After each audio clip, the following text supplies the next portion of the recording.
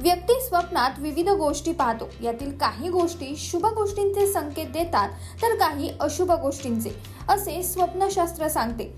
यांपैकी एक आहे स्वप्नात पक्षी पाहणे. अनेकांना स्वप्नात विविध प्रकारचे पक्षी दिसतात, पण यामागील नेमका अर्थ काय, असं दिसणं शुभ की अशुभ, जाणून घेऊयात या रीलमधून. स्वप्नात विविध प्रकारचे पक्षी दिसू शकतात. यातील काही पक्षी स्वप्नात दिसणे शुभ, तर काही अशुभ सांगितले जातात. मोर मोर हे कार्तिकेयाचं वाहन आहे. स्वप्नशास्त्रानुसार मोर स्वप्नात दिसणं शुभ असतं, यामुळे नोकरीत बढती मिळते.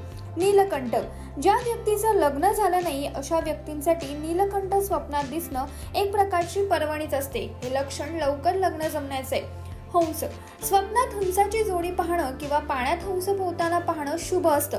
असं हंसाचं स्वप्न पाहणं सुख आणि समृद्धीचे संकेत देतात.